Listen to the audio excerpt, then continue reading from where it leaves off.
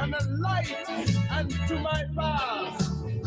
Man, every time I read my Bible, I get a little knowledge. Every time I read my Bible, I get to know Jesus. Wow.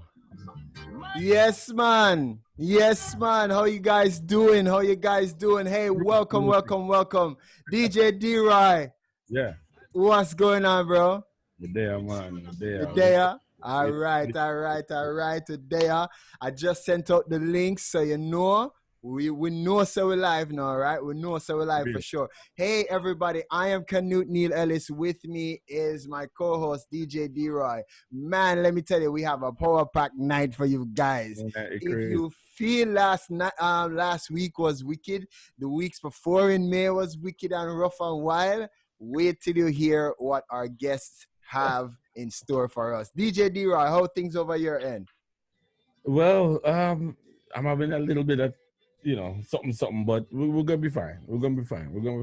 I'm not even seeing my peoples yet, but we're gonna be fine. Yeah. Issue going on, but we're all right. We're all right.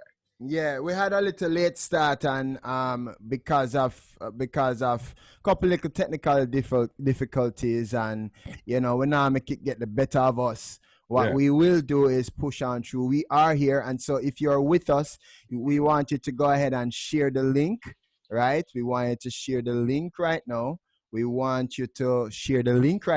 not stop saying till you share the link right now.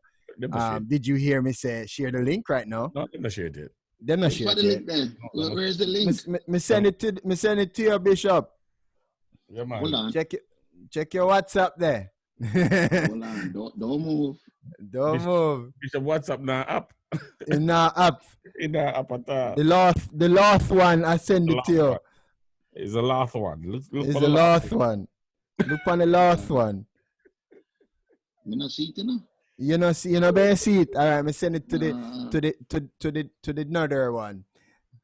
No, yeah, Mr. Okay. All right, so we are live on Facebook. We are live over at GL365 on their YouTube. And over there, them do hats and shoes and fire emoji. Over here, we do all kind of something. So if you're in the dance hall, if you're in the party, if you're in at the place, I want you to come in and tell people about it. I want you to tell people, say we are here, we're live. We are in Roots Religion. Yes, it's Culture Shock. So, like, comment, share. I want to tell you where we're coming from, where we're watching from, where we're on the Wayne Band, and all of them something, right? Our guests today, these men are two of the most controversial preachers in Jamaica.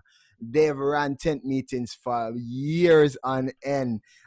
Mobile church at its best. We're going to find out the man, the movement, the mission, or the message, and the music, right? We're going to get into it. Help me welcome Bishop Errol Hall and Bishop Orville Smith, a.k.a. Manados, a.k.a. White Shoes.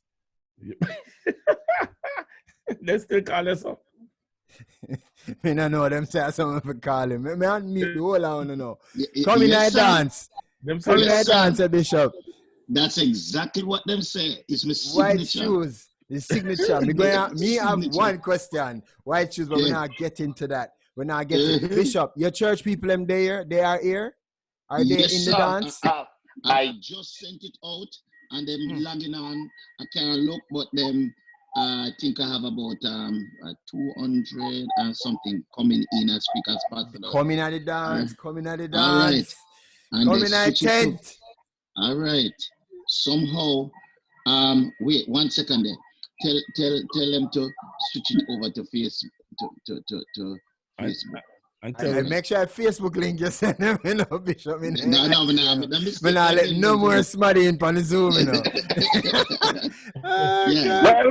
Well, tell you what, if you let everybody in, I'm going to collect ties, Yeah, if you come in on the Zoom, ties are happening right now.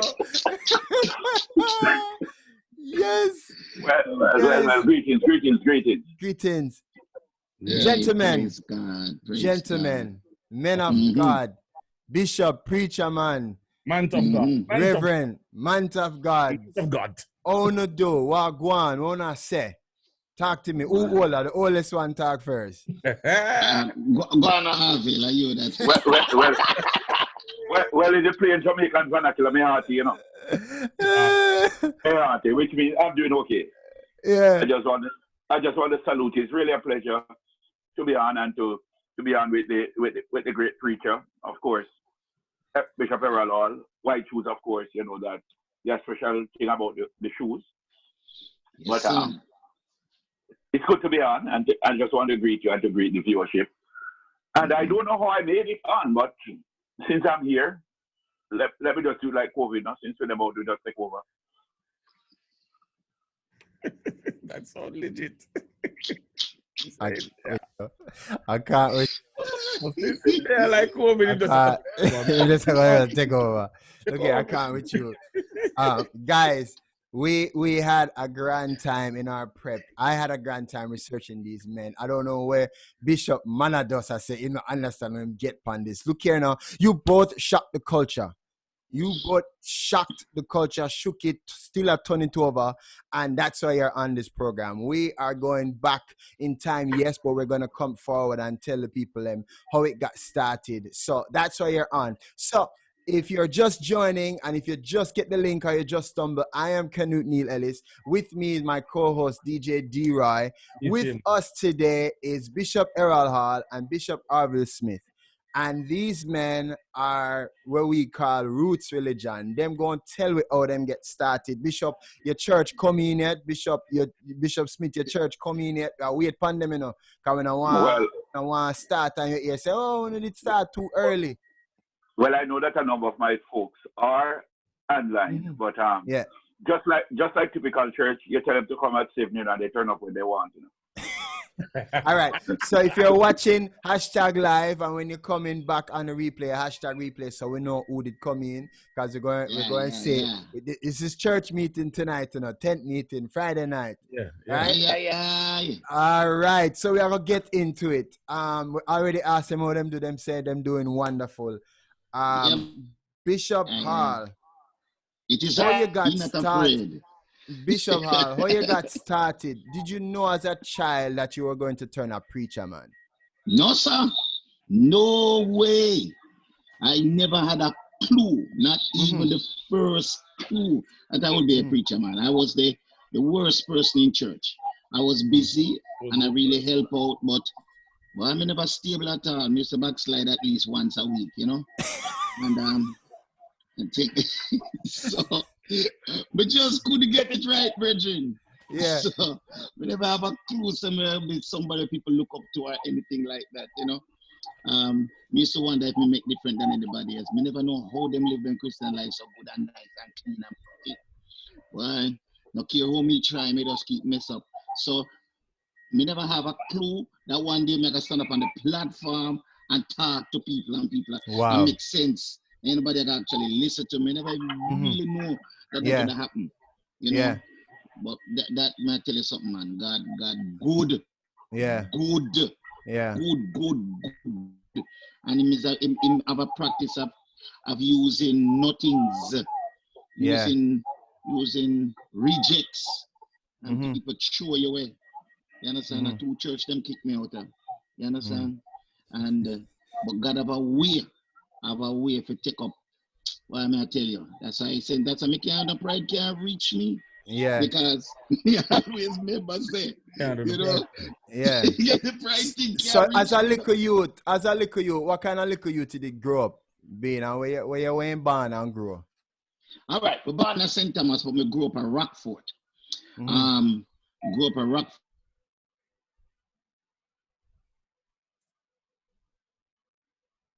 Foot of Warwick Hill, right on Glassfall Avenue.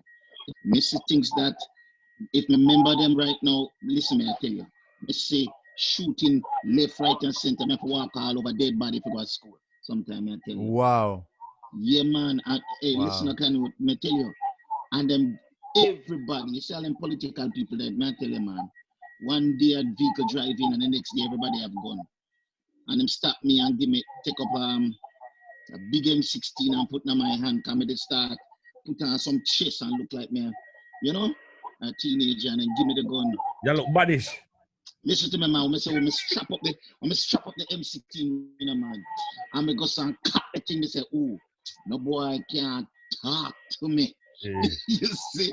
But, you know, I sit down and think about it and I give back the gun. And when I give back the gun, virgin, I suffer in the community, man. Then kick me in my bottom and call my girl child. You know? And but all of them youth there, who know they are prison dead, I tell you. Whoa. Who keep the gun. Yes, and me just can't understand my life on a daily basis, not weekly, daily. We have to lie down on the ground across the street because a bullet a fly over our head. You know? I mean, I tell you, it's a rough life. Wow. We go through hunger, we go through all kind of stuff. Yeah. And I don't even know how I'm alive, honestly. One Grace day, of God, eh? Tivoli clash with Rima, right? And then up on the street, and then the brethren them from Warwicker Hill clash, and me the brethren. Me say, when me said, and the gun them go off, you ever hear M16 go off from two different directions? Yeah, man. Pashai. Wally I'm just look Pashai. up towards heaven and I said, God, you have to help me. When I go home and I search myself if me a bullet hole. Yeah. I couldn't believe it, man. So Wow. if me never end up preach the gospel, mother ungrateful. Mother Bishop you know, Smith. because him saved me a lot from a whole heap of something, man. Bishop Smith, did you know you were going to be a preacher, man? Did you know you were going to be a preacher, man? I had no doubt that I would have been a preacher.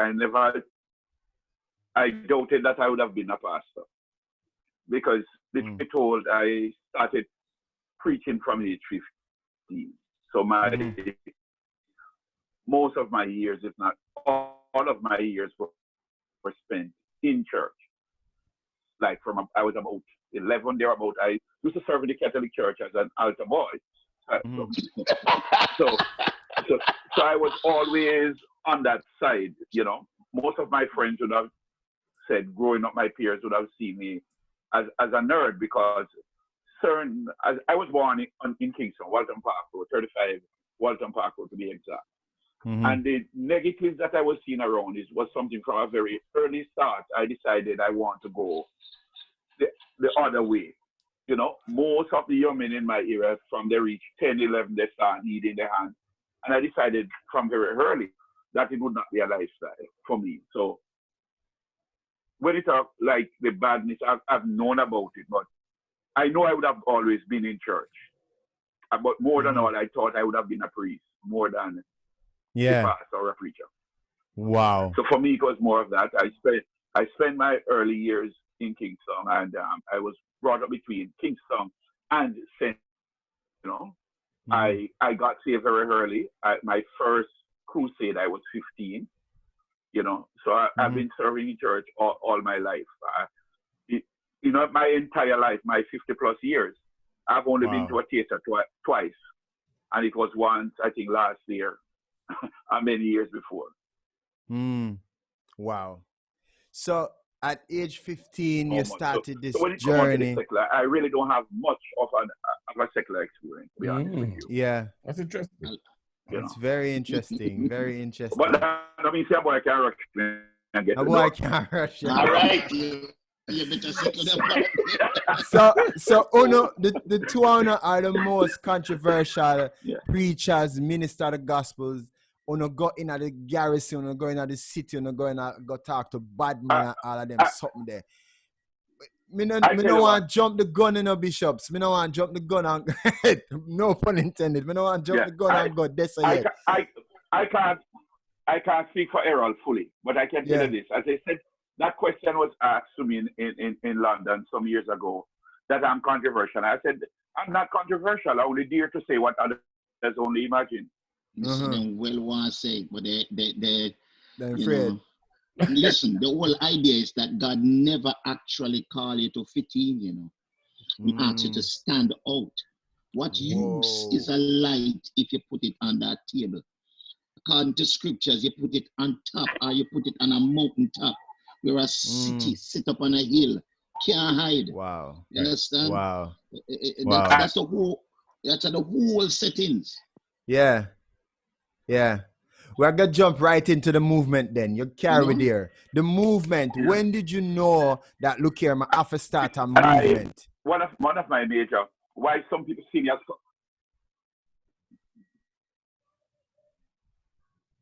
what happened? We crashed the system. It freeze. We're there, man. We're there. Okay. Go ahead. Go ahead. The system crashed. Yes, as I was saying, is that for me, many people would see me as controversial. Why? Because I don't study straight theology. I deal with practical theology. Jesus was seen as controversial because once you're a preacher that doesn't fit within the status quo, you are seen as controversial because there's nothing theological about the gospel. You understand me? The gospel has to be practical. The gospel has to be radical, and the gospel must be applicable because it makes no sense to present it to a man who doesn't understand it. Yeah. You understand me? I went to a Caribbean island, and the lady asked me how I cook, and I said I love it with a lot of spice. Now, from Jamaica, when we talk about spice, we're talking about pepper, scallion, and a whole bunch. Yes, sir. But I'm going to tell the woman, say me like my meat spicy, and when the woman don't cook the soup, you know, I'll cinnamon she put night, you know. Because she thinks spice have to put cinnamon and vanilla. Because those are spice. Yeah. So you know the word. So when you're telling a man to be saved or a woman to get saved, you have to tell them what they must get saved from. Not just get saved. When I tell a man to come join the church, man, just come to the church and sell a bunny weed, because you know you can tell them. You don't tell them to join church. So you must know what. So you see, we're not supposed to be just telling people to get saved. But what am I saved from? And if I'm saved from something, what am I saved to? Yeah. Because if I'm living one lifestyle, you have to replace it in a virgin. If you take out lucky out of a man, you have to put in spirit 9 minutes. Yeah. You can't leave him empty, you know. You know something? Bishop, hear this now? Hear this. Me start out, you know. When I start out proper, was following Errol Blair and these nice guys. And I start out so nice, and I stand up there, just as I am. And nobody now move, nobody now pay me no mind. Until me just get radical and start say, come out of that, come in at this. When me go start say so, me say, dreadlocks there the altar. When me look, man, come, me say, oh. So me realize you have to come down, you have to meet the people in them language, you have to meet them in them culture. You have to go down in the thing and reason with the man them on another level. And many of the preachers in my days when we were doing it refused to do that. They never do that. They stand up in like from a high place and a talk down, you know. But they never panic. You understand? Yeah. So when me as a young youth, we start to panic, and then we do something man does. You know, me end up though, instead of stay up on the platform,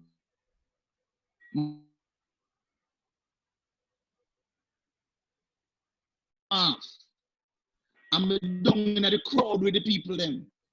So you know, I'm mixing people them. All of a sudden it's like them get saved and never even know so they get saved. Then they're the altar and don't even know so then they're the altar. Exactly. That's part of it, because Canute, I will say to you and Bishop, I if to serve me right, I was the first preacher in Jamaica to go on a pulpit. I was tried for it. Because you're not supposed to do that. You understand me? I remember going to Mountain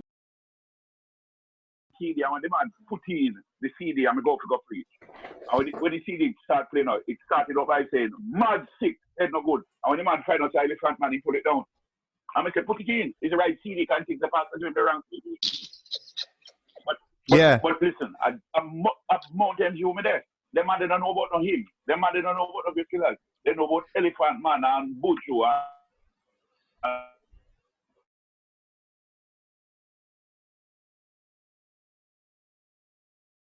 we never pull them. Because once we pull on that, and when they get the guy taken on the pan, pull it, mad ticket no good. In line with this man, mad ticket no good, and he come from Isaac, and he would not draw the sinner. Draw the sinner, but the elephant man or a beanie man pull them over, and then you give them the gospel in a practical way. Because listen to me, when God used the drunkard to feed Elijah, the drunkard was not evil. Oh, sorry, I shouldn't say drunkard, I should say raven. I see him drunkard and I see him, but you have to understand that if your intent is to get sinner, you have to use the language of the sinner. You can't get fish without me. Remember this, when you go out to catch the fish, you have to put something on the hook where the fish like. You follow me? If you put one by a pure Persian kitchen, or then call them party. Oh, man, you put the kind of bait to reach the kind of fish where you want. You see? And hey, it's a strategy, you know. Yeah. Let me say, he that winneth soul is wise. It's wise. But the real interpretation is you have to wise to win soul. You see? And when the boss, listen, the church world, the traditional church world, they really stand up against us hard, you know. Listen, listen, man of us, I don't know if you get it like how me get it in a brethren. Like, we get it for the language, because we talk the patois. We get it to the DJ, right? We get it to the style and the fashion and the mix down and the first time we go in one church and we go stand after the tune lick and we go stand and say, pull that up. Yeah. Many times I have to defend myself with the language, and people ask for the credential. It was only when some people understand that and get to learn that I was a teacher by profession. No, tell me no. That some would let me in. You know, in Bible school I was seen as the bulldozer. So certain churches that don't let me preach is when it's open your meeting. Because I'm not theologically straight or hermeneutically right. According to them. Right. So we have to understand some dynamic. How did we get here? And this is why a lot of people are still not in church, because we're not making the message applicable. You understand me? Oh my God! Where, you know, I have to tell a group of preachers some time ago, God not come from England, and Jesus never speak English. The last time I checked, the closest thing got English was Arabic. Jesus never speak English all in years. So don't tie me within a context. Yeah. Because listen to me, when you tell a real man in St. Thomas or down in St. Mary about come here, you don't know what you're talking about. I remember one teacher asked me when I asked one of my cousins when we were just growing up, because he was in a fight with our daughter, and he come out and said, Tyrone, why did you hit Leon? And he said, Mr. Mate, I shoot them beside you because we know he's supposed to be hit. Say that about hit. If you say why me liquor, but I don't know why me liquor, but you talk about why did you hit? Yeah. You don't know that. All right, we're going to continue this conversation shortly. Yeah. All right. Yeah. So you don't go to a man in Jamaica, we don't understand certain things and tell him about fornication. As a matter of fact, it's called fornication. You have to tell him about a shock up night. Yeah. Fornication. Oi. Jesus set me free.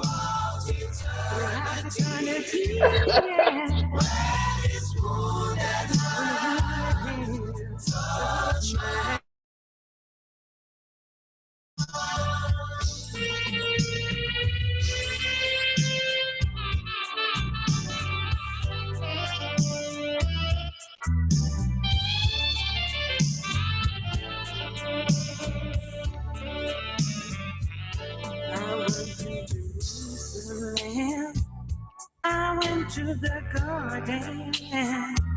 I went to the place where his body lay. Where you find them tune, brother? Ladies and gentlemen, you are in the right place. This is Culture Shock, I am your host, Canute Neil Ellis. With me is DJ D-Roy over at GL365 Radio. We are live on Love 101 FM in Jamaica, and we are on their social media page. You check us out on Love TV later in the week. We're on there. We are also on Anointed Sound TV, Amazon Fire Stick. You can say, Alexa, play Culture Shock, and Alexa ask you which one. Alexa go say that one you're gone and that one you sell off. We are also on GLNC over at New York, Garnet Gibson with Colorful Praise Expressions. Check him out on Tuesday nights. We are on iTunes magazines. Check them out. Lima and the team over there, awesome. We are talking to the men that shook the culture. They had mobile church on steroids. They had tent meetings for days on end, weeks on end, hours on end, each night meetings, and so on. We're going to get to know these men much more. We have Bishop Errol Hall and Bishop Orville Smith, them known as White Shoes and Manados. Let me tell you, White boot. I say white shoes. I say it too nice. White boot. Thank you, sir. So, if you're just joining and you're from these men churches, we want you to give us some hearts, give us some love, comment in there which church you attend, and show them that you're here. So you have a mark present here. Come on Friday night tent meeting. Right? That's the only way the bishops them going no.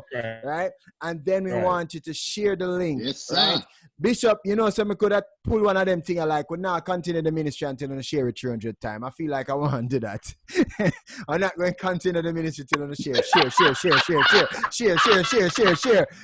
link. I have a prophecy from the Lord. Share the link. But you gentlemen have been... You're not going to practice that in the May I forget the seriousness. But seriously, share the link, spread it, tell people. We're going to dig in some more about the men that shook the culture behind these revivals, tent meeting, and church, and signature messages. Signature Errol Hall is known for the altar calls. And Bishop Smith is known for radical preaching, using the songs that you wouldn't expect him to use, or the terminologies or the words that you wouldn't expect him to use to win souls. And that's what it's all about. So you're at the right place. The movement, gentlemen, how did you start the movement, the tent movement? Tell me about it. Oigo.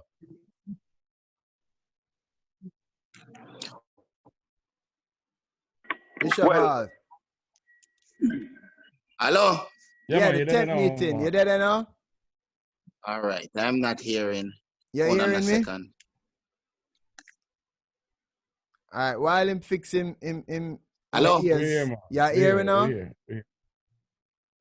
church member called him asking if No, a call was coming in and just... man. See no. me know, man.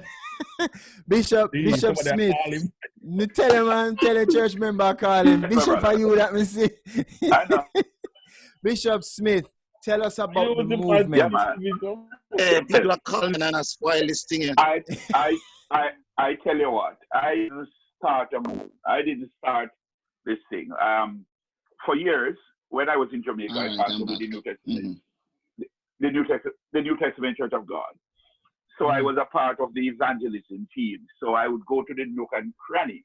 So my real preaching was basically within the confines of the New Testament Church of God.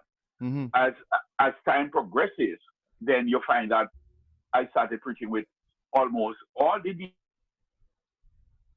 because I've preached in the 14 parishes of Jamaica, and not to mention the nook and the cranny.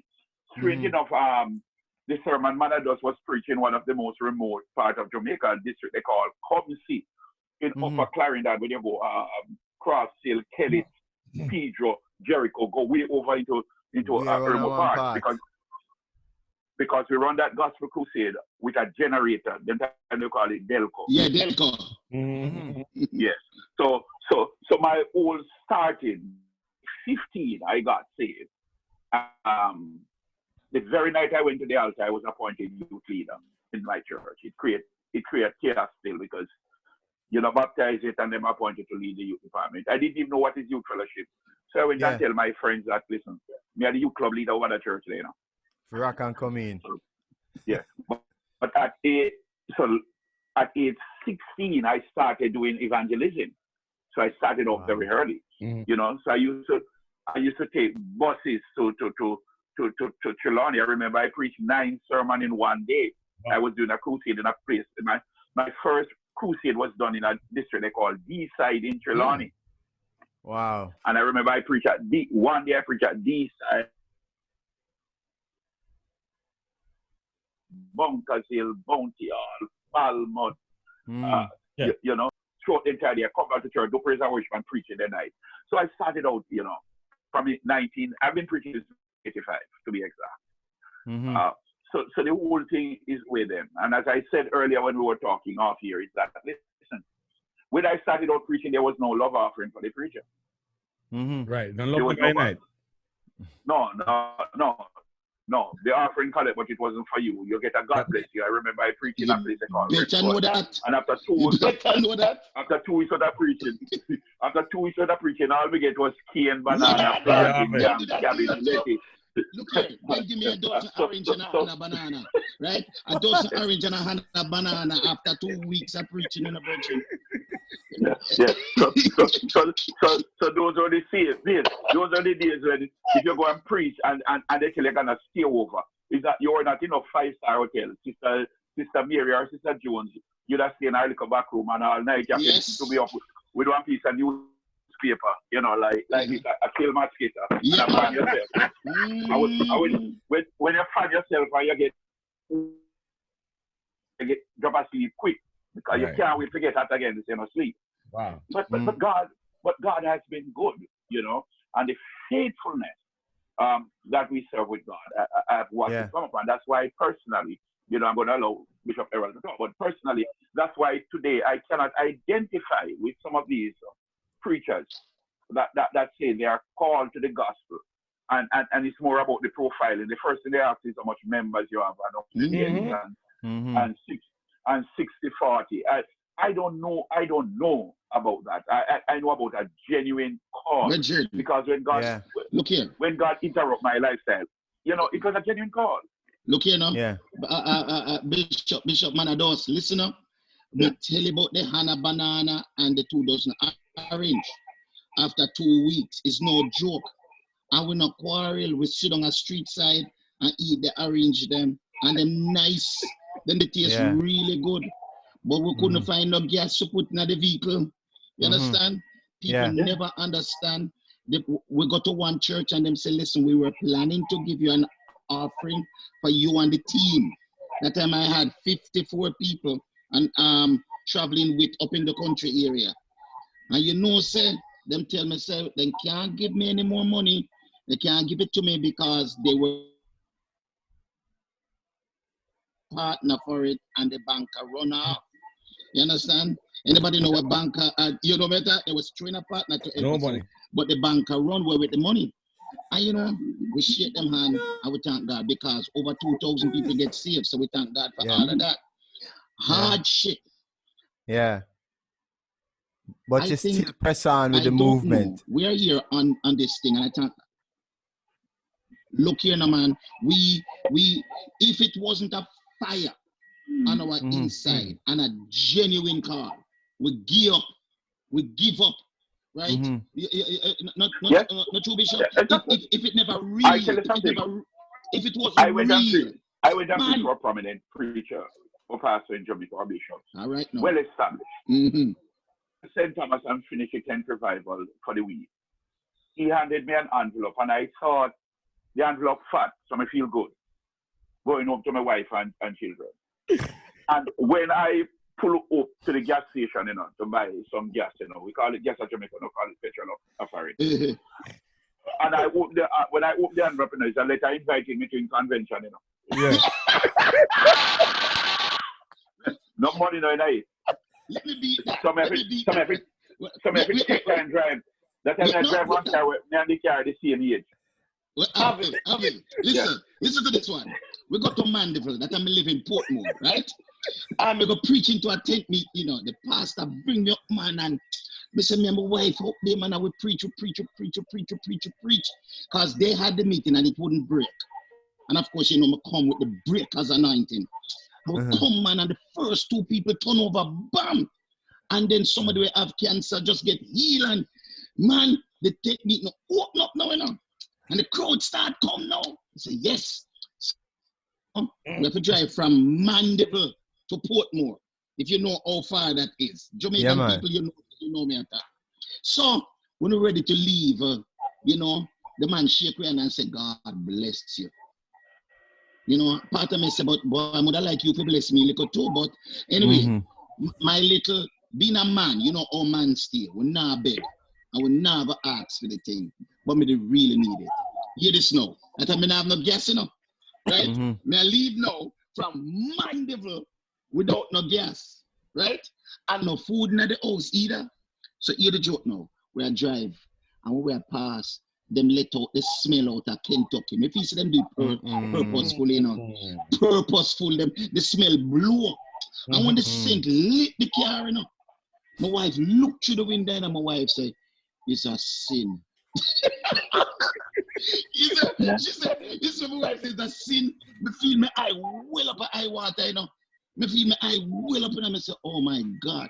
Me have to stop the car on road, open up the tank, and speak in a tongues, you know, in the tank, right? Because the nigga passed the E already and go down at the little stick. You know, and dregs down. Yeah, and dregs down long. It down the fire. So me talking at the tank, you know, by faith, me I tell you. Yes. And I tell you, and you saw you there, man, if you go down the hill, you know, say just drop that in a neutral and just run, you know. Bishop, you felt like quitting? You felt like quitting? You felt like quitting? We can't talk that on Facebook. We can't talk for real. Real talk, man. Our people ask D-Rai. Our people over here know say a real thing we talk about. There's a sermon I preach. That is entitled How Close You to How close to what? Well, me come past that because look here. Let me tell you the truth. Let me answer the man question. Canute. Yes, sir. Listen to me.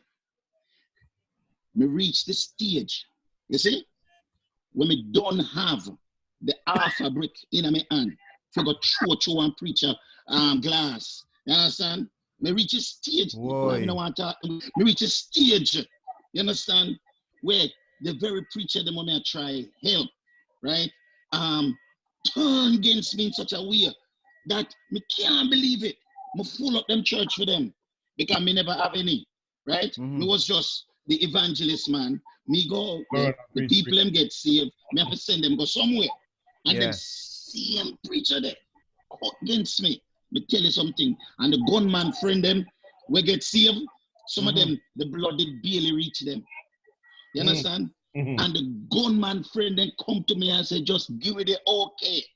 Me say, no, we don't want to kill nobody. Them say, we just got to frighten them. We just lick 2 shots against them ears and things like that. You see? And every ounce of demon will left in me and flesh will left in me. Say, come on, just, you know, because me just this close. Me get close enough for fire gun.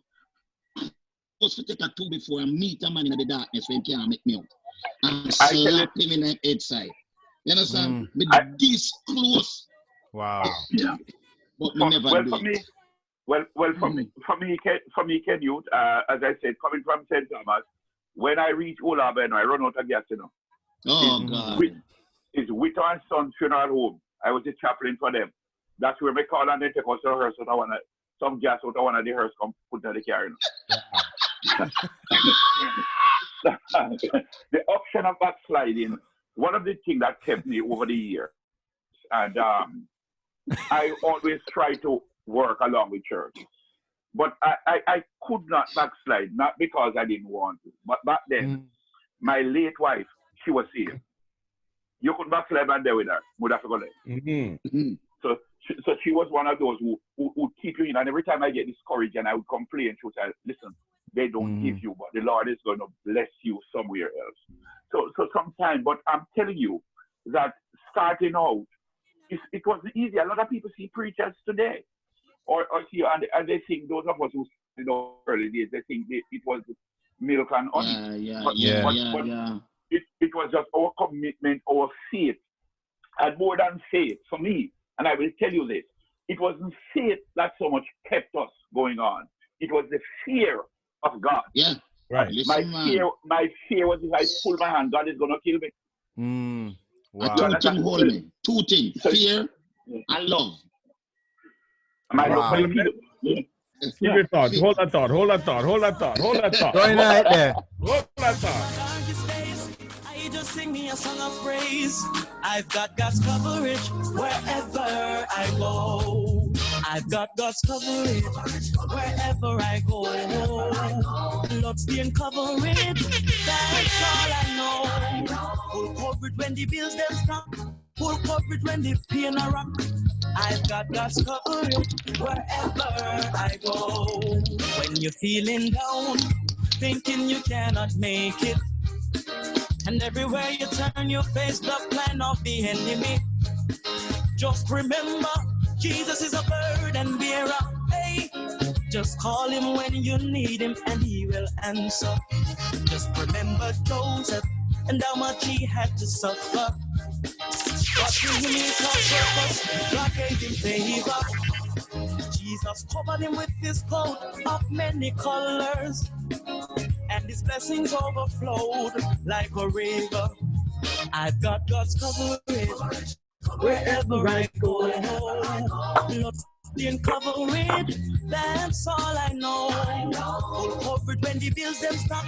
Full coverage when the pain a rock.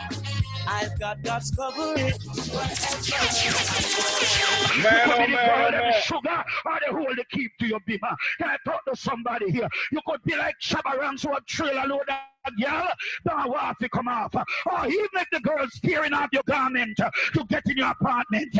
Man is just us. I'm not preaching around here. Whether you're browning or you're blackening, whether you're female man or male man, man are us. Hello, somebody. Whether you're front teeth, side teeth, or gold teeth and gargan, man are us. Culture Shock. This week, Friday. Yes, sir. Yes, sir. Go on, mother does. Yes, sir. That message there, no. That message there.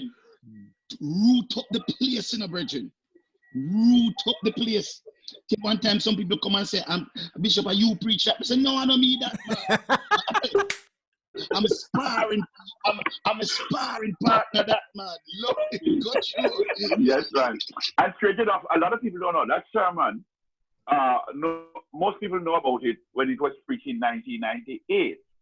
But the first time that sermon was preached was 1995. 1995, and it was preached first in a place of Splice in Prairie St. Anne. I was preaching for Lifeline Deliverance Church of God, Bishop Jarrett and Reverend Philbert Wynn. And it was right in the time when the PNP was in power and they were talking about legalizing prostitute. Yeah, I remember that thing there. And it was when Hedonism 2 was having their first nude wedding in Jamaica, in St. Anne. Hedonism 2 in that area. And I was preaching at that end. So that was why I preached Manados first. Because we need to recognize who we are and stop flying up in God's name. Yeah. But now, it takes the impact in 1998 when I was preaching in Comsey. We had a Kent revival and people would get saved. All you call, the altar call, the people just look on you, distant it and walk away. So I was driving the evening to church with a nice message. And I remember I reached Yuatan, going through the KNP in Yuatan, going up to go up Top Hill in Clarendon there, St. Catherine. And I hear when God said to me, say, listen, if you know why I haven't give them hell. Come on a dose. I mean, just pull off the vehicle off the street. Find the scripture in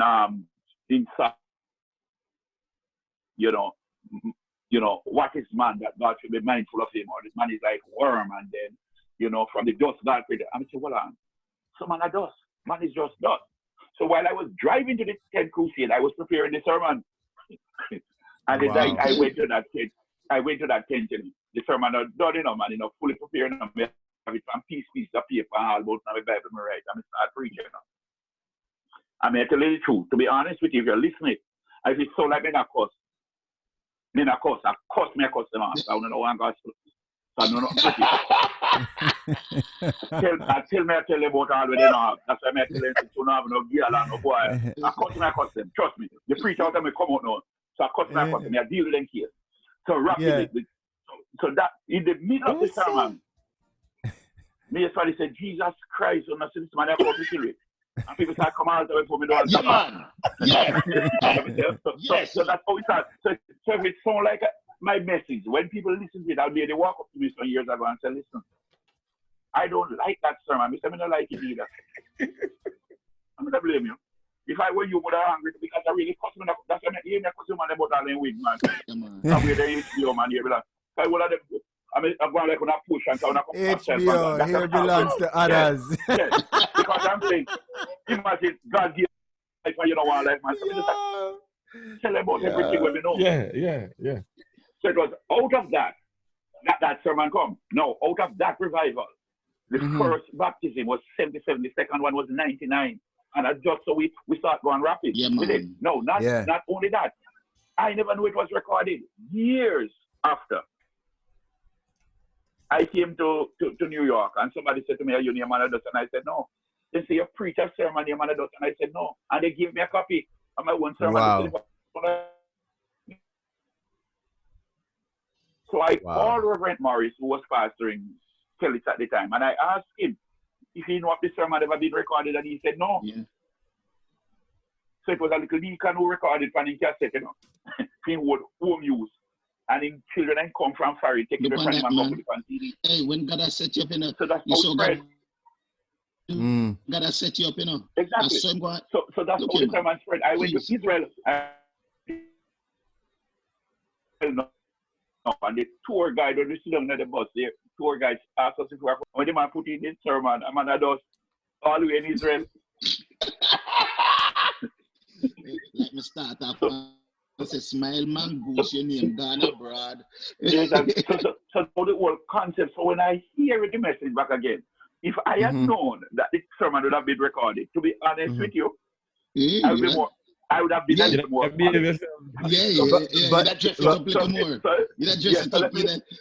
Bishop Smith, let me tell you, when I would have dotted my I's and crossed my T's. Yeah. No, I never said forgot. Let me tell you, as an audio engineer and a producer, let me tell you, when I heard when in doing research for this tonight's Culture Shock and I listened to it, it's gold. It's audio gold. You can hear the crackling from the cassette. You can hear how them record it. Yeah. You can tell. You can literally tell you say it's one little probably like one little PV or one little Mackie console where it go through and no fancy nothing more SM57 or 58. And I tell you something. I tell you something before I allow Errol to talk. The popularity of that sermon, with all due respect, I must give credit to Raga Shanti, whom we have never met. We have never met personally face to face. But it was some years ago. I never used to sell my tea. Never used to collect no money from it. It was somebody who gave Raga Shanti a copy of it. And I don't know, he had a program in Jamaica that they call Mix Up and Blender. So he played the sermon mischievously as Mix Up. Because he was having some problem wherever he was working at the time. And he must try to cuss them out so I go like on another dust. In the middle of the sermon, people started calling him and here crying, asking where they can get a copy. He pulled up and said, Jesus Christ, look at that man, I want to make it clear.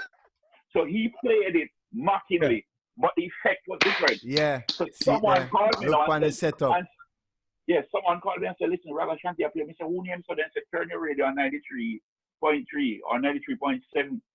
And when I turned it on, I hear it. So I called the station and he started apologizing for playing it without my permission. So I said, no, it's all right. And it was out of that now, people started asking how they can get a copy. That's how I burned the first copy, It's a man I'm different, me beg for burn. You burn a copy. You burn a copy or something, man. Wow. I'm here to pay for burn some copy because I never have a laptop. It's a man, me pay for burn some copy and I write down people's names. And I drive around, I deliver it. And within, tell you what, this is how my business started. Within 2 days in Jamaica, I'm talking about 2006, Yeah. 2006, Yeah. around about there. Wow. I Many sold years within later. 2 days. Within 2 days, I sold $150,000 at $100 a copy. And Mr. Hold on, Wow. that in Jamaica, the plain Jamaican van, Mr. Hold on, that means we can never food out of it. Yeah, bootleg it all and thing. Somebody just go buy a laptop and start buying it. Yeah. And so the scripture come alive. Your gift Yeah. will make room for you. Wow. Room for you. You understand me? So sometimes when I hear, and I've been to churches where the pastor promised me that when we're preaching, we give me every cent, and he didn't lie to me. He gave me every cent, but he never gave me $9. You know something, Alvin? Listen to me, man. Hey, I've been to Hold on. I never expect this, you know. I never see this coming at all. You two gentlemen. 2022, and the whole verses from 29 up to 20, 21 to 29. Fornication. Sleeping with who you don't married to. Everybody just keep quiet, sir. That bring a curse upon you. Touch it, man. Say, I hope the preacher not talking about you. Then let me tell you something else that is a curse. Sleeping with your sister. Sleeping with your mother-in-law. Sleeping with your father's wife. When you sleep with family members, you bring a curse upon yourself. Everybody is quiet. Them get quiet for two. Everybody get quiet. It quiet over there on Facebook. It quiet to who over there? Who over there? Big up to Dean Reynolds. Abby over there. Who else is there? Dean, I'm a bass player that, you know. Yeah. Dean used to play a bass for me. Bass line. Yeah, man. Remember them days, man. Who we have over here? I be a laughing emoji I go on over there. I laugh them a lot. Them think I laughing thing. To ask me a question, I mean, why you come up before me go and answer me the white shoes question. You understand? No, man, that question is right though, man. Clear it up. See that, man, question You right right, yeah, man. Let me go in at white shoes. White shoes. Tell me about the white shoes. What's the deal with your white shoes? Yeah, what's the hurry right along? White shoes. Tell me about it. Quick, no, for real. When I started preaching, I didn't want to put on. I went up into the mountain and I put more over there, so I go seek God. I pray. I go up into the mountain, go pray and seek God. And I say, nah, come down until me hear from God. And you know, days me up there, the rain wet me, sun dry me, everything, until God talk to me and tell me, say, I'm going to set up a covenant with you. You understand? And God said, once you carry my gospel, more you put on the white shoes. He say, it will remind you, so you now carry your own message. It will remind you that you carry my message, and it is there to keep you humble, right? And me started to never realize how serious the thing is. Every time I put on the white shoes, it reminds me, hey, a God, may I do this thing for. So sometimes, like when we pitch a tent, sometimes you pitch a tent and you don't really get a good turnout. You know that. But sometimes you pitch a tent, the tent designed for all 2,000 people by foreign standard. But you know Jamaican standard, totally different. Yeah. When we cut the tent, we said the tent dark.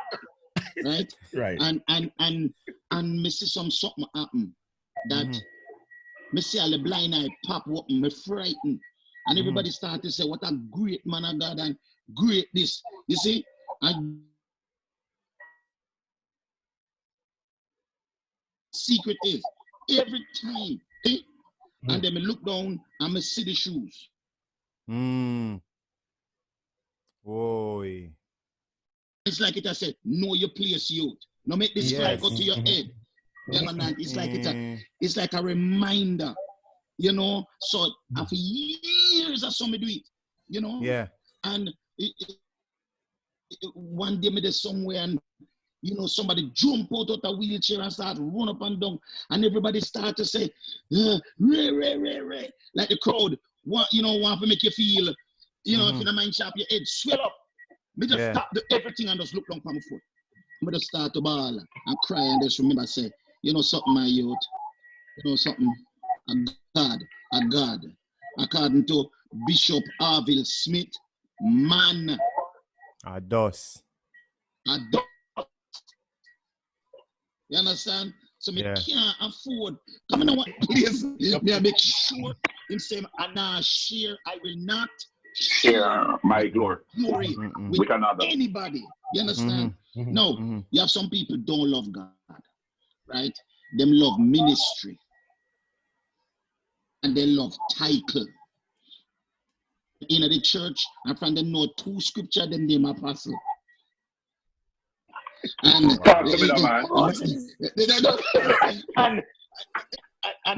they fight over which part to sit down in church. They might fight over the position and stuff like that. I'm not in none of that. But just want to know, say, God use me. Because them love the title and they love church. Errol, I tell you something, Errol.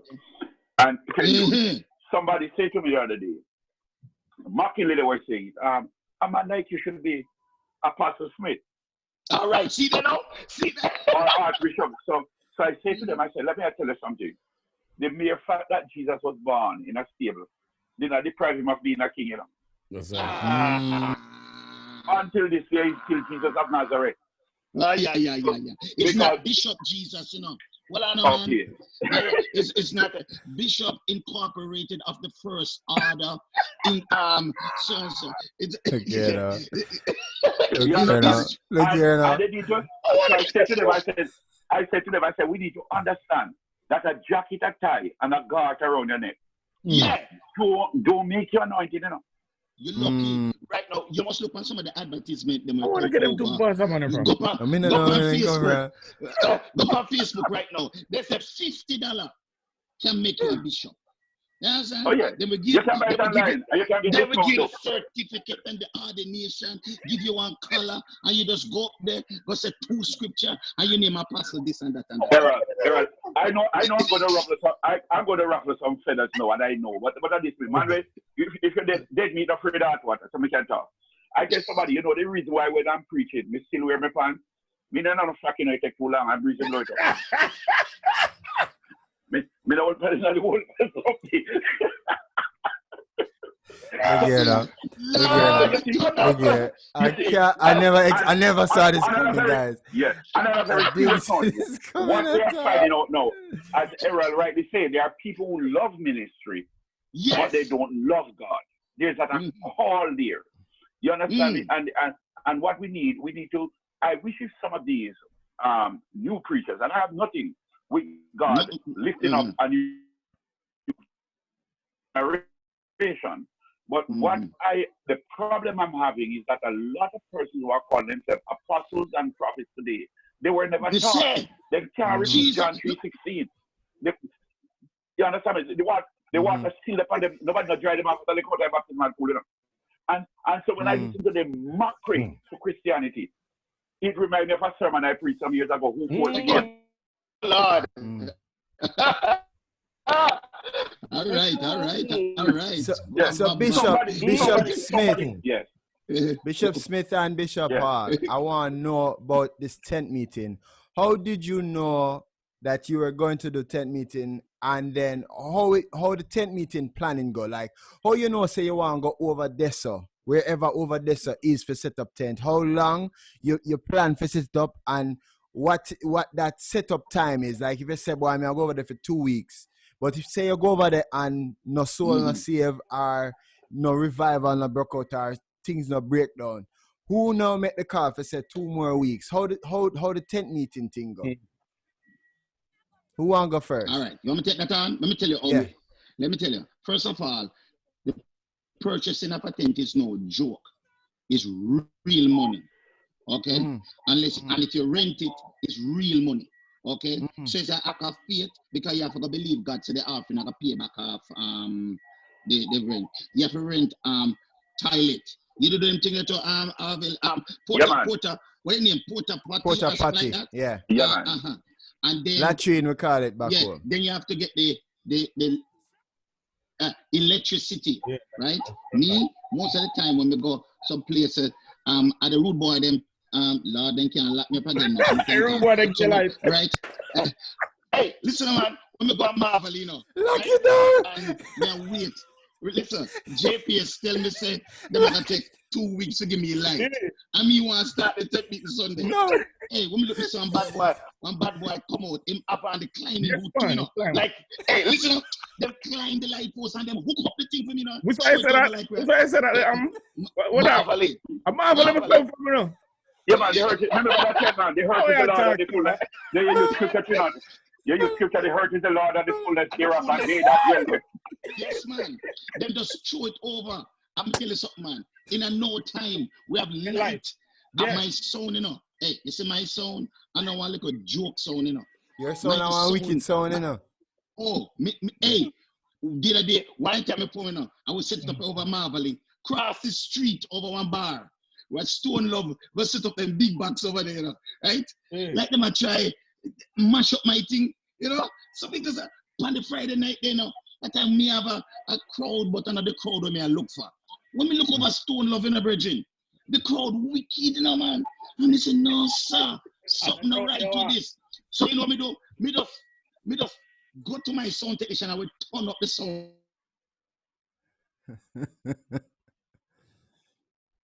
Turn up the sound, I will turn the steel, I will turn it down in the dance, man. I will start to lick some, come out of that, and come in at this. I will start hype the thing till it take dust up, you know. You see me look, my tent get dark, and pack up. I mean, just hear Stone Love sound, I go down lower. Lower. Back in the morning. Guess what happened? Them just, I mean, just say, I'm just stop everybody and say, oh, boss, we kill that sound. I tell you something, can you? Hear me. Yeah. 10 revival. Wait, 1 second. You saw we looking at my tape now? The tape nice, you know. But up here, half naked people in the virgin. Lord have mercy. So, And come as they am. kill the religious spirit because me have some. I tell you, when me looking up, me see some mini skirt, some this, some that, some that. But yeah, that's why you can't. If you're too churchy, you're gonna miss. You're gonna focus too much on them clothes, and then you're going to miss the fact that sinners actually come to the altar. Yeah, man. You understand? Wow. Yeah. Here now. Can you? So when we picture, Okay. let me just say quick there, because I'm not gonna come back to this. We have a picture tent where you walk through the area and you look on the people them. You understand? And you're looking at them eyes. If them sometimes they look lost, and them look, and you kind of just want to feel the atmosphere. You walk through the street, them, you know, you walk and look at people, sit down and you know, answer the question, you know. You just try to catch the and you can feel like it, you know, help out them people here. These are the last. You understand? Sometimes within 1 week, sometimes from a sit that, we just make 2 phone calls and the truck turn up. And when we want the land, you want to find out who own this land here and things like that. You just need you don't need no government person. You just need a area leader. Right? And the bad man, they tell you anything. And you get an area leader, and in no time you get what you want to do and all of that, you know. And when we go in our area, Bishop Orville, you know, all the police them go up on vacation. You understand? Yeah, man. The police them because them just go up on vacation because there's no crime. Once we go into the area, robbery, thief, shooting, killing, everything. And exactly. But how you know you pack up and come out of that area there? How you know that is 2 weeks ago or two months or what's the longest you ever had a tent? That's the point I wanted. That's the point I wanted to make. Yeah, that's the aspect I want to tell you, that away from us going through, see the desperation of the people, there's a divine drive divine directive that sends you into an area. So most of the time, putting up a tent is basically faith. There's no money to start with. All you have is a plan and a divine drive. Sometimes you put it up at your bigger man next door to give you some light till you start. No, you have to rent chair, you have to rent tent, you have to rent all. It's just by faith you launch out. Sometimes the area is against you. For example, in New York here, I remember some years ago I came and there was a tent that was placed on White Plains Road, 215, 216 White Plains Road. I never forget. And I was preaching on that tent. And it's a small tent. And as Errol rightly said, you know, US standard, maybe 800 people to hold on it. The tent was so full that the people in Black White Plains Road. The police come to stop we, you know. And the police have to end up give us security. People sit on their tent. That tent revival, instead of 1 week, it runs for about 5 to 6. Wow. On White Plains. Wow. The biggest revival. So most of the time, putting up a tent is just a divine drive that push you. And in the middle of it, I give you a story. I remember putting up a tent in Jamaica once. And when I put up the tent, it was $17,000 just for the tent alone, nothing else.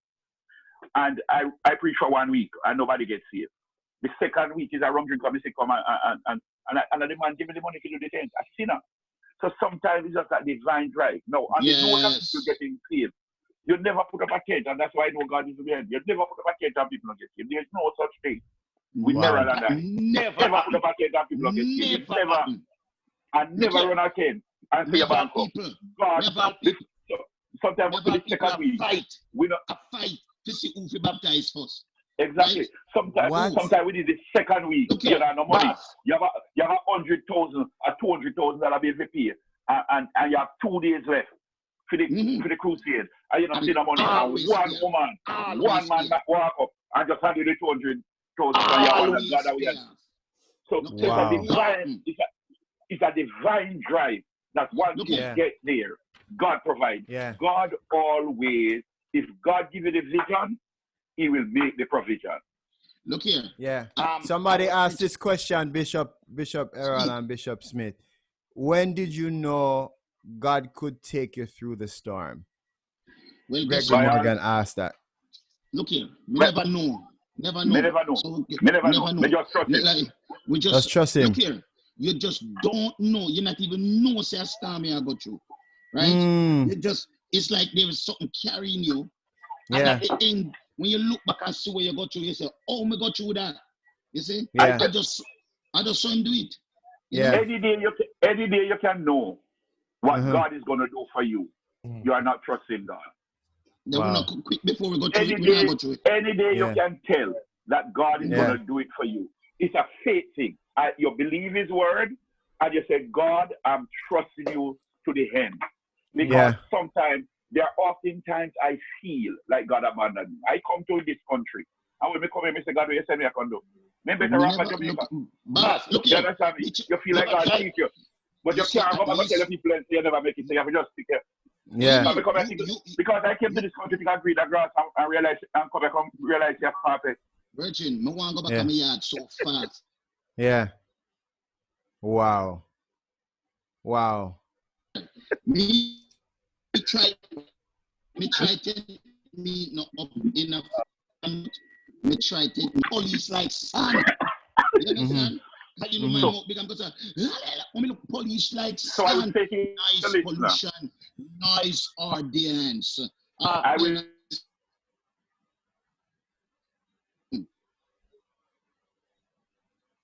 say to your listener, Canute, the one who asked the question, is your faith in Him, is your confidence in His word, which says, "I will never leave you nor forsake you." You don't know when God is going to do it. You don't know how God is going to provide. Yes, but you trust Him to do it, because this journey of ministry, this journey of Christian faith and Christian journey is one that some people call it risk, but we don't call it risk. We call it faith. Yeah. You understand me? There are times when I remember I don't have $1, but I look at God. I remember I was in Jamaica and the JPS come, the public service man come to cut off my life because I don't pay the bill. And all I have to do is come out and look on the guy, and the only thing that I hold me look on the guy and say, "Man, you're not afraid God kill you. You can't cut off the preacher life." And the guy just come down. and I trust God to provide. And out of nowhere, out of nowhere, we just get frustrated, shame, and walk. You're afraid of God. I walk through the market. I don't want to mind, you know. I mean, I walk through the market. Yeah, that's how I miss to him. And I went out to be a pen, out of stress. I walk out the stress, you know, not just the night here, you know. So I walk to be a pen, and I walk through the market. I mean, just want to come and say, Pastor Smith, are you that? They say, yes, man. She said, Lord Jesus, you know, Lord, we want to bless you. And she just give me her money. Yeah. And I'm just going on JPS to pay me right. See it there? Just like that. I tell you something else. I give you this one. When we talk about the faith, I remember when I had a whole car and I want a new car. And I went to get the bill. When I go to the bank to get the loan, they ask me my work and I tell them everywhere. They say, what do you mean by everywhere? I tell you, when they call me, the lady look at me and say, you can't get a car, you don't work no way. I leave my card with the girl and say, and the truth we told you, and the loan I want is a car. I went home, and 3 days later I get a call. When I went to the bank, you know, it was from the bank. When I went to the bank, you know, the loan officer tell me, say the manager want to see me. When I go into the manager, you know, the thing I go get the loan, and the man look at me and said, listen, Pastor Smith, you still have no sense yet. I said, what you mean? I don't know the man. Right. What between the man and me? She said, me stop, tell me, say you come here, I look loan. And I have no job letter. I say, yeah. I say, by faith, I want. You know what the man look at me and said, to cut a long story short? The man said, it's 15 years now. I'm looking for you to bless you, you know. 15 years. Whoa. I say, what do you mean? The man said, when I was finishing up university, I was crippled up in my bed. And you came to a district they call Mullital in Clarendon to preach. And you send my mother for me. I was crippled and you pray for me and I walk and finish my exam. And from that time, I look for you to bless you. The man buy me the car, 1.4 million. All right, wow. That's a life ago. That's a life ago. So you don't know when God is going to do it. Sometimes you feel like God forsake you. But God is working on something big. That's right. All right, hold it on. Six cup of praise. Give me 12 cup of Holy Ghost. And let me dash in the place. What we are? That's Holy Ghost. Bring Holy Ghost. That's Holy Ghost. Bring Holy Ghost. That's Holy Ghost. Bring Holy Ghost. Holy Ghost. Show Holy Ghost. Grab Holy Ghost. Holy Ghost. Holy Ghost. Accept Holy Ghost. 1 cup of blessings. 2 cup of praise. 3 cup of forgiveness. 4 cup of peace. Give me 5 cup of deliverance. 6 cup of praise. Give me 12 cup of Holy Ghost. And maybe that's in the place. Where we get tonight, we are not sure free Holy Ghost. Don't make that take me step forward, yes, of me. We are just for free Holy Ghost. Free fire, yes, free blessing, yes, free favor. Accept it, no teaching as well. We said that I give you what if I teach me that well, no yeah. 1 cup of blessing. Let's do it attitude. Come on, you. We have people who don't want to live right. And when you tell them that holiness is God's requirement, they leave the church and find one jumper, one round the corner. Can I go from me preach? They call me if they want. Yes, I'm a fool, but I'm God's fool. Come on, somebody. Preach if you know what I'm talking about. When you preach holiness about the Bible, I walk out and I want to live holy. Well, God will. I kiss the devil. You don't want me to preach because we don't holiness. No, man. Yes, sir. Big shot. I have so many questions. And we are cognizant of the time. But I could tell them, say them they are culture shock. If you don't know, share it. God will see you if you don't share that again. Don't play with the gospel. These men are telling you how them shot the culture. These men have brought the culture, the gospel on their backs. Ladies and gentlemen, this is Culture Shock. I'm your host, Canute Neil Ellis. With me is Bishop Orville Smith and Bishop Errol Hall. My co-host, DJ D-Roy, Douglas Bramwell over GL365. Yes, we are live on Love 101 FM. We are live on GL365. We are live on Anointed Sound TV. We're live on iTunes Magazine. We are live on so many other stations that's doing rebroadcast or retagging in social media. A lot of them we want to shout out. So big up on yourself to GLNC, Colorful Praise. Listen to Garnet Gibson on Tuesday nights, right? And check him out there. Him have some awesome music lineup for you guys. And if you haven't seen all the culture shocks before, we did it in the month of May. You have to go watch from one come all the way down. We are them turn up. Last week we saw you guys come out in your numbers for see Junior Tucker and Papa San. The week before, Glacier Robinson and Marvel Providence and Claudel Clark the week before. That is just amazing. DJ D-Roy, I mean, we huddled this week. We saw over 40,000 streams since we started this in May. This is ridiculous. What's wrong with you? It's crazy. What's wrong with you? Like what? You know, so obviously we're continuing it, Bishops. We are continuing and we have it. We had to pull out the men of God were shot the culture. Only thing says a music program, only thing say we just normal. Never seen before. Man of dust and white boat. We don't eat chicken every day. We have to eat steak sometime. You see it? We have to mix up the menu. I will not go unless I share one of the most awful experiences I've had, because people talk about divine protection. Mm-hmm. No, I really don't have no prayer oil, no prayer water. I mean, I really don't have that. But but I remember preaching. I remember preaching in Kingston. And on my way home, 3 Punch, we call it 3 Flat. And up by Hinton on Spanish Shore Road. That was the last one I get. And when I stop out there about the 2:30, going 3 in the morning, me couldn't rim the car, So I said my prayers, I went to my bed. I always tell that story. You see about the 3:34, me here, I wrap in on the window of the glass. When I get up, and hope that car go with them, thought it was somebody who knew me, A 3 gun does me look up into, So I went up in the air and come back down and look on the mother and say, well, I don't know, God said he couldn't find nobody else. 3 gun man. Wait a second. Yes, him. God said, he couldn't find nobody. And God said, how much God said him? The man says, hold up. I said, no. But before me go to bed, me ask God, we send help, and I want the first turn up, how much God said, just like that. Within the next 2 hours, I lie not. Those guys take off the flat tires of my car, put it in their car, put me in the middle, one thief to the right, one thief to the left, I mean at the middle. Take me to Mullins Road. Because them tell me, say them know a 24-hour tire station where them can change the tire. When them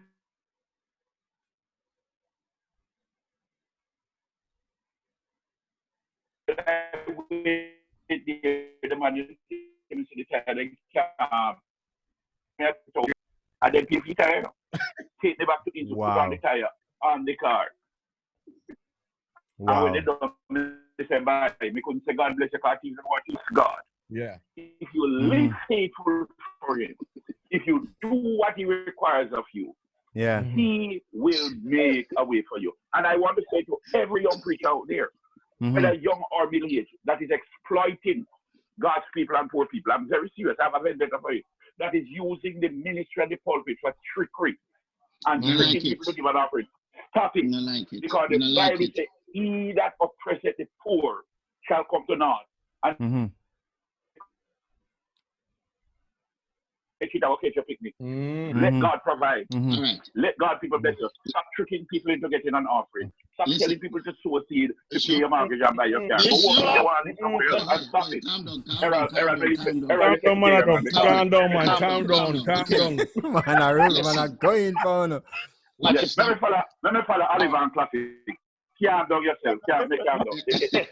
Listen. Let me see, man. I remember you say, it felt bad because the very same people that you're trying to help, they must stress you. The pastors, they must stress you. Then the obey man, they might try to obey you. You understand? and so and then the druggists them kind of upset because people now buy them stuff and them lose the control over the area when you come in there. So me in the middle, the person them not helping me, you know, and the Obe man them I try to kill me, right? And then the bad man them down the my side. So it's like if God not protect you, you're in trouble, right? All right, but the man to go be me I preach the gospel. One man decide to kill somebody. To kill the person. Me not knowing but me I preach and it's good that me turn up the sound loud and in here and it sound like me I play to him. So the bad man them come for 22 out you know, at the 9mm and go so boom boom. You understand and say, oh, me I get saved tonight and nobody can stop me. You understand? No, that's a real bad man. The man who come to the church, come right down to the altar. You understand? Take the gun and put it in my hands. So, okay? And say, I'm ready for save. So me have one Bible, me take the Bible and me give him, exchange it for the gun. Now, look an idiot me now. Watch this now. Bishop Orville, them did it high under the anointing, you know. Right? Me high under the anointing. So me now take the gun now, push in my waist. Okay? Now, me push the gun and I preach same way now. They hear the song of me truth. Me got me thing for me, me got me thing for me. so cameraman, somebody take the picture. Right? Listen, you see the next day. Okay. Front page Gleaner, front page Star, front page Enquirer, all X News too, right? When you look, you see when you open the center spread, you see that. So when you look, you know, stand up, you know, with the gun in my waist, and them I say, preacher man, with gun. Say, man, the church will nearly kill me, I tell you, me nearly dead. Look here, man. Me suffer for that, you know. Cause at the time, I do me young, right?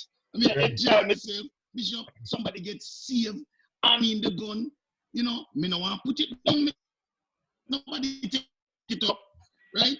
The only way to keep it is to stuck it near your waist and somebody take my picture. Yeah. And the next thing we know, brother, maybe some talk good, some talk bad. And you know, say once you're out there, and not everybody going to speak, you know, good of you, some going to talk bad, you know. But you go to your bed now, and you look up, and you thank God that you survived the day. Yeah. And you're looking into tomorrow and wonder what you're going to face. But so if you worry too much about it, you're gonna stress. So you are saying, because I know Bishop Orville, I want you to give us a gun story too, because you have so many. But Bishop Hall, you're saying you're preaching the gospel and you're doing a.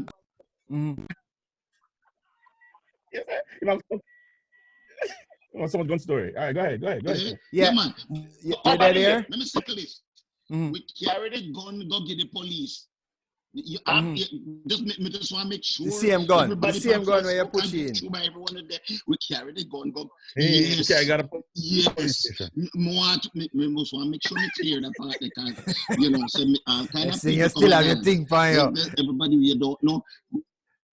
Yes, no, we carry the gun them, not just the one there alone, but everyone who we collect, we carry, give the police them. Every time we carry, after almost every night of meeting, we have to drive past the police station. And then them stand up and wait for me.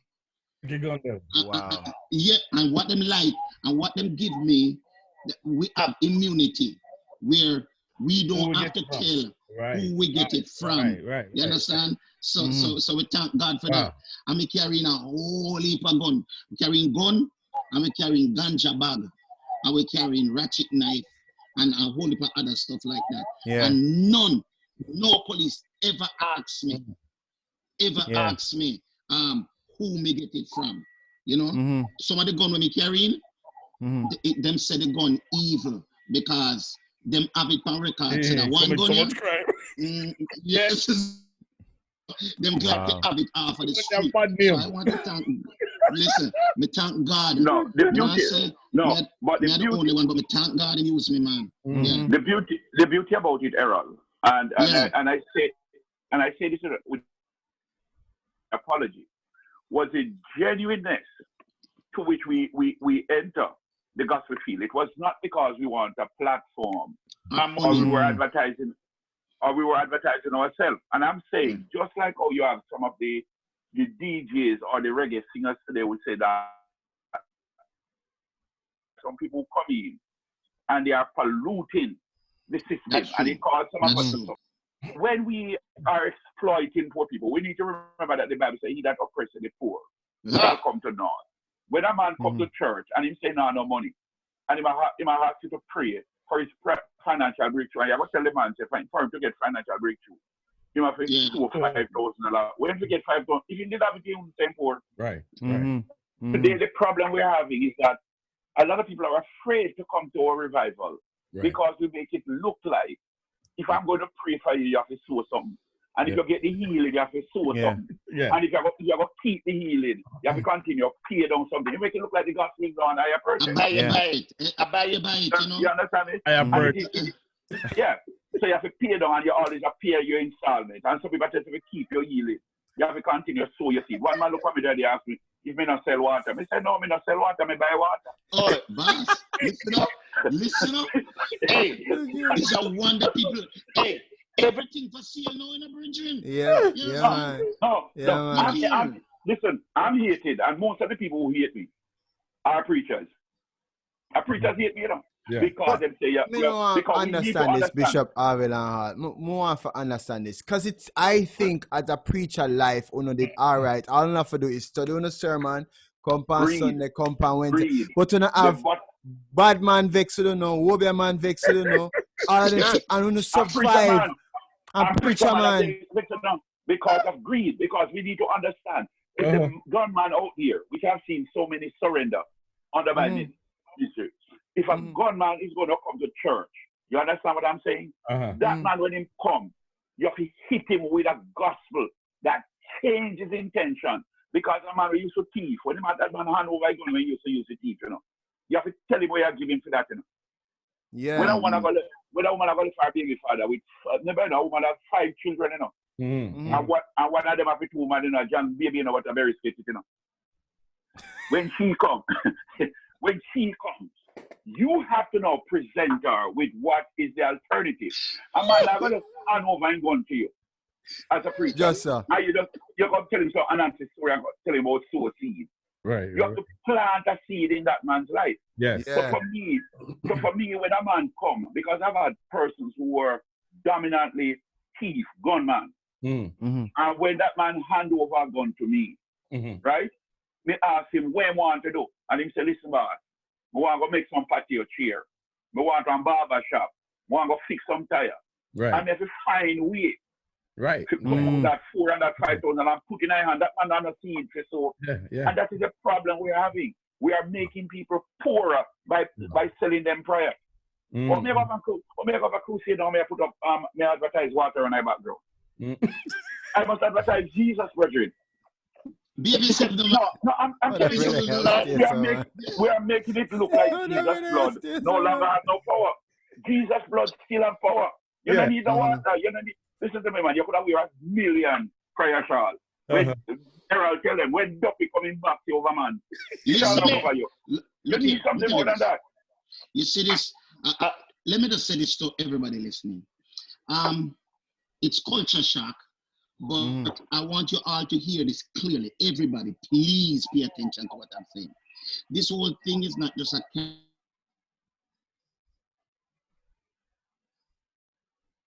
and this thing is not a win. I know I have managed Orville Smith has done a lot of things. And I want you to understand, we did not go into it, and we are not into it still because it's a career or it's a lifestyle or anything. This thing is real. Career. I will die for this. This is Me will take a bullet for when we believe. This is Errol. no joke. Yeah. Errol, career we choose. Career we choose, but calling choose us. This is a calling, not a career. Look here. Wow. And we choose it. Yeah. All right.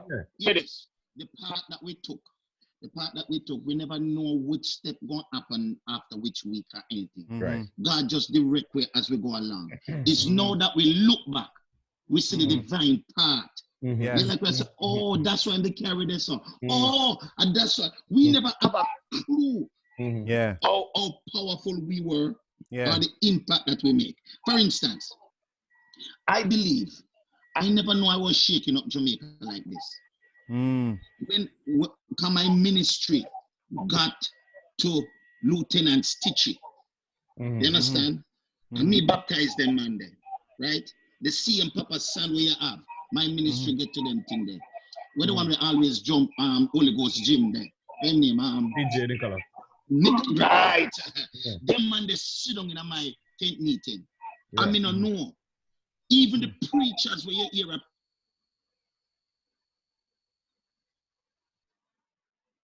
like Carter and McLean and all these great men right now. I might meet them sit down. I need hold on. Errol, Errol, when you come to Eastwood Park, New Testament to do that crusade, I was pastor in San I was on that district, So stop it nice, man. So you know what, man. You know, when I Judy Mowat, me say this lady, I'm a fling the jacket like me, no sense. Lick her down and go. Me never know it's not Judy Mowat. All right. You understand? I want to stick this spin in. I want to really make it fun. Is that I see somebody is upset with me right now because he called me and he said to me, Bishop, I wanted to ordain me as an evangelist. And I said, you don't choose the office, the office must choose you. Right. That's how the calling goes. And I use the scripture and I want to say to everybody, go and look at it. God did not anoint David until God find David in service. David had to start the ministry. The Bible says David was already doing it, and then God anointed. If you want to be anointed, start the work. Somebody might say, "Oh, we want to be ordained as an apostle. Let me start to the apostle work. We want to be ordained as a bishop." No, you must be in service first, and that's the problem we are having today. Because a lot of people want the title. We have too much profiling.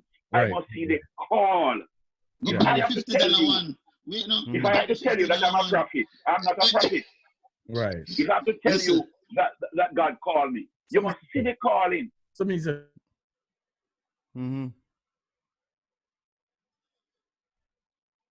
Look here, just let me finish the point because we know then soon tell us boy, I may tell you, we have so much.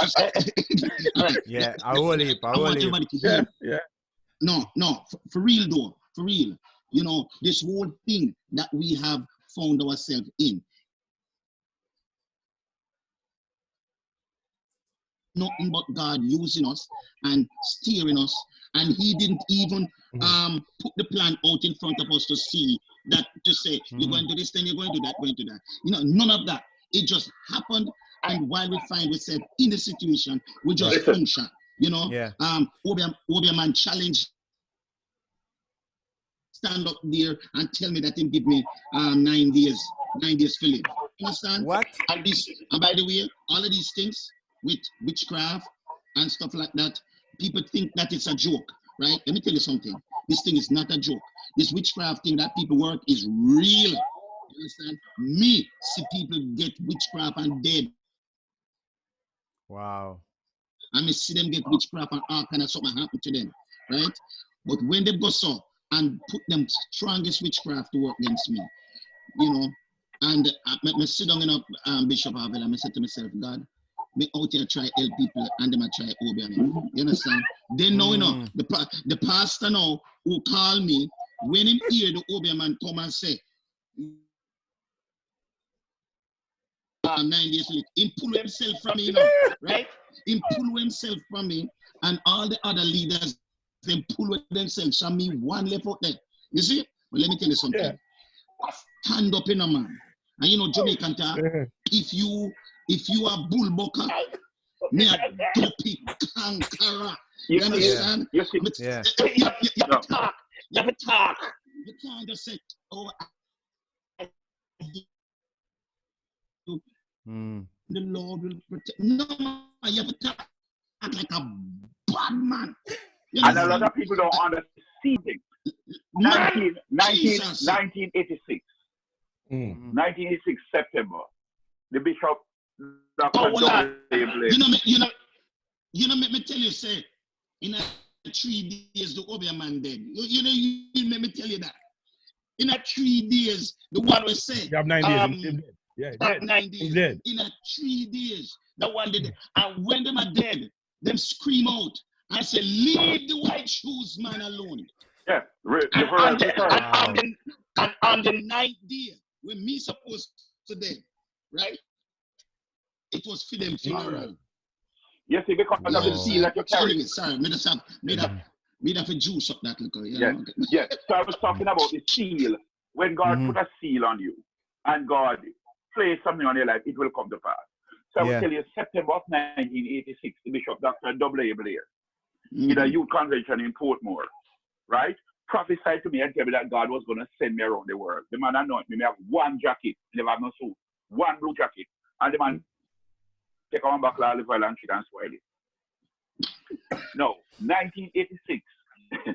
Tell me, say God has sent me to the world. From 1986 to 1995. Me not going away, no. And the first bus we get was to go to Cayman. And when we go to Cayman, I said, they only said God has sent me around the world. And I Cayman, we go, not even firing Cayman.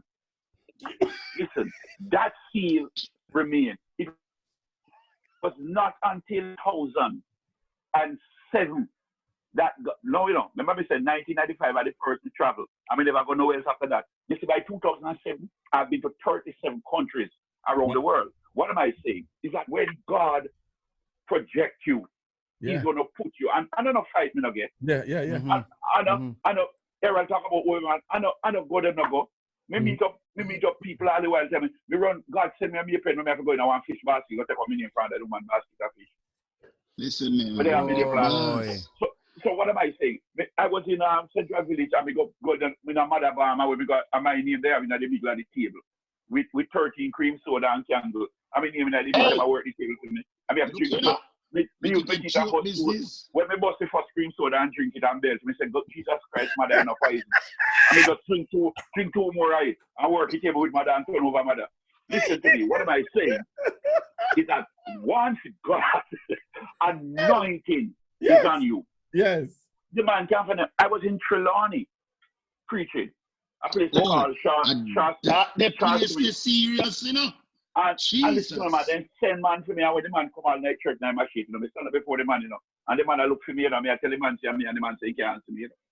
The man says, I'm stand up before the man. So what am I saying is that you don't need no oil up. What we need is the anointing that breaks the yoke and cause people, you understand me, to surrender to it. I've watched over men who tell me for days they're working together and then carry them vial, come put down and their books.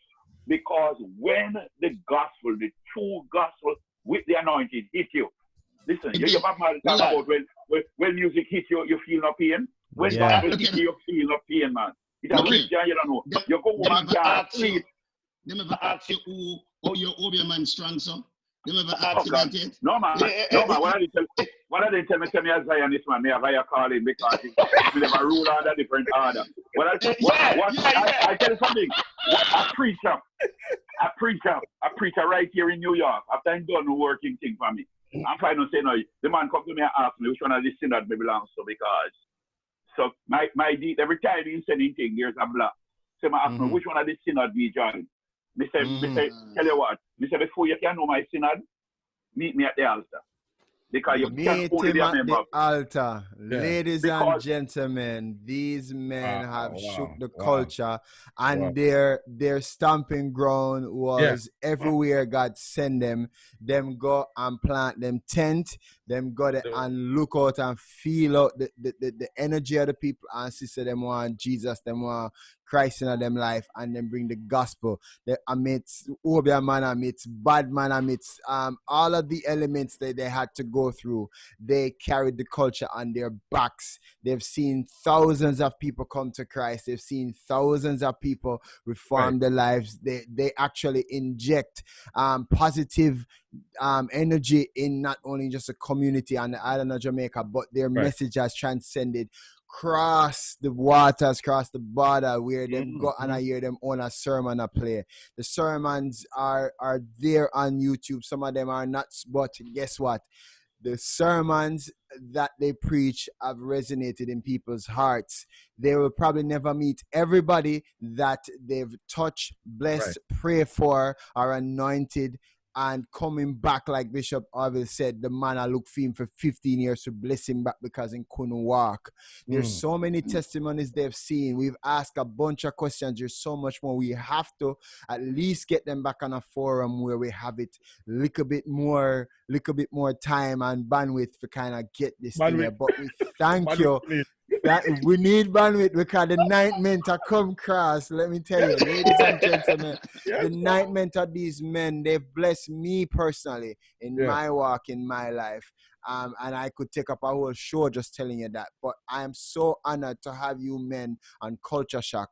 For those of you who never even thought that they were a part of this, they played a part of so many musical ministers have watched them either from afar or go under the tent and give out them life and at them music that them people they like. So if you're not things said connected one way or the other, they are indeed culture shockers. We thank you so much for joining. We thank you so much. Gentlemen, before you go, in the plain Jamaican style, when we block road, and we want to make sure people see when the media them come, then jump out. So I'm going to do it like that now before you go. I'm going to say happy birthday to me tomorrow. Yes. Hey, yes. That's right. Yes. Yes. I have the Tomorrow. note that here we sing happy birthday. But we have this thing what we do. We're going to tell you happy birthday. We have this thing, me and D-Roy, we do this. We want to take a second and tell you thanks for all that you've endured, for all that you've gone through, the pain, the suffering, have the money for the light bill, the tent can't go up because you don't know it to go, for everything, for every heartache and for every time that is just you alone and God, and you wonder you're pouring to people. You're pouring to people day after day and nobody now pouring to you. We are stopping here and saying we honor you and we thank you. Okay, come back. They come back. We thank you. Before we go, so give us some hearts there, showing your appreciation for Bishop Errol Hall and Bishop Orville Smith. Please bless these men because they've poured into the culture for decades on end, and nobody sometime never stop to see if them all right. DJ. Right. I want to give a big shout out to a couple of broadcasters who are broadcasting us right now. Robert, also Gospel Showcase Radio NYC in New York. Bless up to you. In Connecticut, we got Gospel Vibes Radio FM, Delroy Lingos. I want to shout them out, let them know that we appreciate them, appreciate love them. Yeah, we'll be broadcasting all over the globe, all over the place. So I wanted to make sure I shout these guys out because they're my real partners. These are my real partners. Let me just say something. Thank you. Thank you guys for the opportunity. Canute, thanks for reaching out. Enough respect, and thank you, Bishop Smith. I remember we clashed in New York. You remember in that church? Connecticut. Connecticut. Connecticut. Sorry, not New York. Connecticut. You're right. I want to thank Jamaica for giving me the batting ground to start the ministry. Young and raw, but I cut my teeth on it, and I thank God for all of you who support me. And reaching back out to all of you, I want to, let you know, love you. I wish for the opportunity, to do that ministry in some of these places that I have been before. I'm not as young as I used to was. The knee not 100% like how it's still, all right? But I still have some bullet left in this gun here. You understand? And I want to open it up because sometimes we see something that happen in Jamaica. I feel like we just want open it up, because it's certain little things. I mean, never afraid to tell people, say, boom, bye, bye. Me never afraid to lick some stuff. You understand? Because we decide, so we're going to stand up for righteousness, and we do the best so we can. Bishop Orville are out there, they're not 100%, but we pray for them still because better something than nothing, Let them ask God to help them and strengthen them and protect them and just do what you have to do. All the DJs and people who are preaching righteousness, especially those who have my seed inside of them, Carlin Davidson, Judy Mowat, and I don't even remember all of the names of almost all the DJs, the gospel DJs that got saved. I had a part to do with it. Junior Tucker, I stood up and led him to the Lord. I blessed God. I gave him his first opportunity. Check out the Errol and give him the first opportunity in a Spanish town to go up on TV, and did my best to open up the country to the fact that these people are really saved. I tried, and I know I never succeed 100%. But at least the battle is not as hard as it is now. You understand? The battle is easier now because of the shot that we gave it earlier. And may God continue to bless Jamaica, bless you where you are in Barbados, no sir? Barbados. Yeah, with that Barbados, I know. I wait for the country open up. Yeah. Well, Bishop Smith.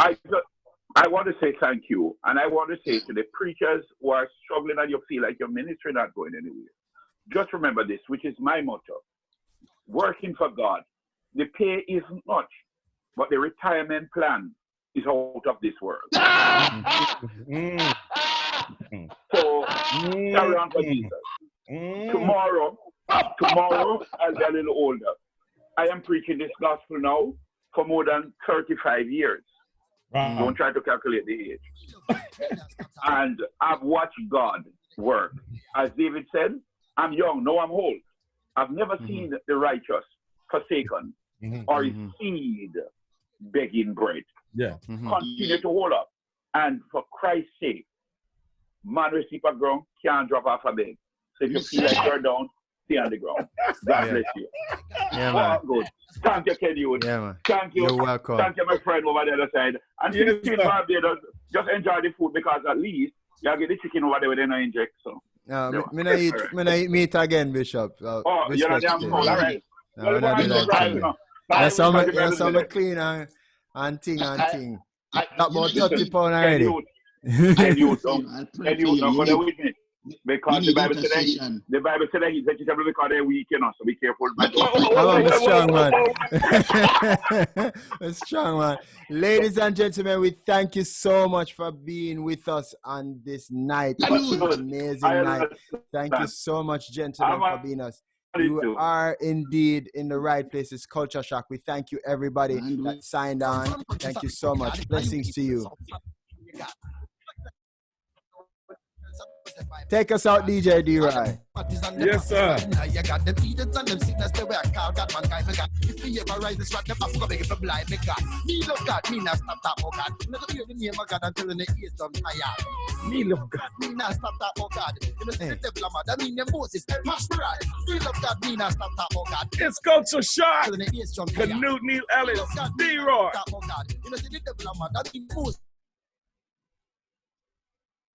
Before you even cut off everybody, listen. Canute, you hear me? Yeah, man. You hear me, Canute? Yeah, man, I hear, man. Canute, you hear me? Yeah, man. You hearing at work? Yeah, man, I hear. Who are do next week? Who will come on next week?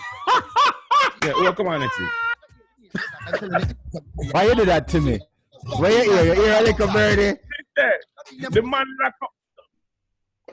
Next week. The man lock up everything in a vault, you know. No, you want me to tell you now? Can't get no access. No access. You want me to tell you now? Me can't. The person who is coming on next week, Sunday. Then him come surprise me, no one tell me. We don't know if you can catch. Hold on now. You want me to give you now? The person that's coming on next week, Sunday. Come breaking news. Hold on now. Breaking news. Look here. Breaking news music. Breaking news. Who's next week? Bishop Errol Hall, Bishop Orville Smith. Culture shock is shocking the world. And next week, Sunday, the 14th, we will have none other than Mr. Muta Baruka. Yes, sir. What? What? Yeah, man, I play with you.